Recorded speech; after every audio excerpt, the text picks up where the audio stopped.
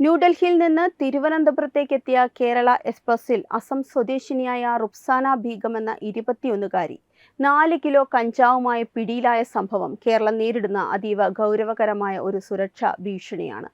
കാഴ്ചയിൽ നിഷ്കളങ്കയെന്ന് തോന്നുന്ന ആൺവേഷത്തോട് സാമ്യമുള്ള വസ്ത്രധാരണം സ്വീകരിച്ച ഈ യുവതി ഉത്തരേന്ത്യൻ ലഹരി മാഫിയ കേരളത്തിലേക്ക് അയക്കുന്ന കേവലം ഒരു ഇടനിലക്കാരി മാത്രമാണോ? അതോ മതതീവ്ര സ്വഭാവമുള്ള ലഹരി ഭീകര ശൃംഖലയുടെ ആസൂത്രിതമായ ഒരു കണ്ണിയാണോ? റുക്സാന ബീഗത്തിന്റെ വേഷം പരിശോധിച്ചാൽ നിയമപാലകരെ കബളിപ്പിക്കാൻ വേണ്ടി ലഹരി മാഫിയകൾ എത്രത്തോളം സൂക്ഷ്മമായി ആസൂത്രണം ചെയ്യുന്നു എന്ന് വ്യക്തമാകും.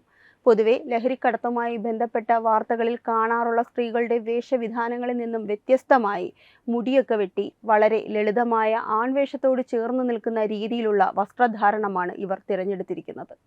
ഇത് യാദൃച്ഛികമൊന്നുമല്ല, തീർച്ചയായും കബളിപ്പിക്കാൻ വേണ്ടി തന്നെയാണ്.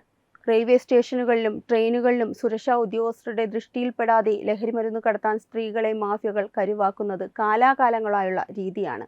എന്നാൽ ഇവിടെ കാര്യങ്ങൾ കൂടുതൽ സങ്കീർണമാണ്. എന്തെന്നാൽ ഇവർ ഇതിനു മുൻപും സമാനമായ കേസുകളിൽ പിടിയിലായിട്ടുണ്ട് എന്നുള്ളത് ഇവർക്ക് ലഭിക്കുന്ന നിയമസഹായവും മാഫിയ ബന്ധവും എത്രത്തോളം ശക്തമാണെന്നത് സൂചിപ്പിക്കുന്നു. ശിക്ഷയെ ഭയക്കാതെ വീണ്ടും വീണ്ടും ഇത്തരം കുറ്റകൃത്യങ്ങളിൽ ഏർപ്പെടാൻ ഇവർക്ക് ധൈര്യം നൽകുന്നത് ആരാണ്? കഞ്ചാവും MDMA പോലുള്ള മാരക ലഹരിമരുന്നുകൾ ഒഴുകിയെത്തുന്ന പ്രധാന കവാടങ്ങളിലൊന്നായി പാലക്കാട് മാറിയത് എങ്ങനെയെന്നത് വലിയൊരു ചോദ്യചിഹ്നമാണ്. തമിഴ്നാടുമായുള്ള അതിർത്തി പങ്കിടുന്നത് ലഹരിക്കടത്തുകാർക്ക് വലിയ സൗകര്യമാണ്. ഉത്തരേന്ത്യയിൽ നിന്നും നേരിട്ട് ട്രെയിനുകൾ കേരളത്തിലേക്ക് എത്തുന്നതിനാൽ അതിർത്തിയിലെ ചെക്ക് പോസ്റ്റുകളെ മറികടക്കാൻ ലഹരി മാഫിയ റെയിൽ മാർഗം തിരഞ്ഞെടുക്കുന്നു.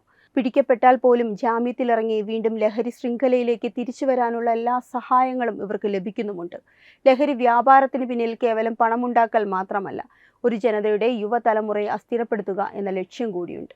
അന്തർസംസ്ഥാന ലഹരി മാഫിയകൾ ഇതര സംസ്ഥാന തൊഴിലാളികളെ മറയാക്കി നടത്തുന്ന ലഹരിക്കടത്ത് കേരളത്തിന്റെ സുരക്ഷാ സംവിധാനത്തെ ഒന്നടങ്കം തകർക്കാൻ ശേഷിയുള്ളതാണ്. ഭീകരതയ്ക്ക് പണം കണ്ടെത്താൻ ലഹരി വ്യാപാരം ഒരു വഴിയായി ഉപയോഗിക്കുന്നു എന്നുള്ളത് ഇന്റലിജൻസ് ഏജൻസികൾ പോലും ഗൗരവമായി എടുക്കുന്ന ഒന്നാണ്. ആലുവ കേന്ദ്രീകരിച്ച് പ്രവർത്തിക്കുന്ന വൻ ലഹരി ഏജന്റുമാർക്ക് വേണ്ടിയാണ് താൻ ഇത് കൊണ്ടുവന്നതെന്ന് റുക്സാന മൊഴി നൽകി. അതിനാൽ തന്നെ ശൃംഖല എത്രത്തോളം വേരോടിയിരിക്കുന്നു എന്നതിന് തെളിവാണ്.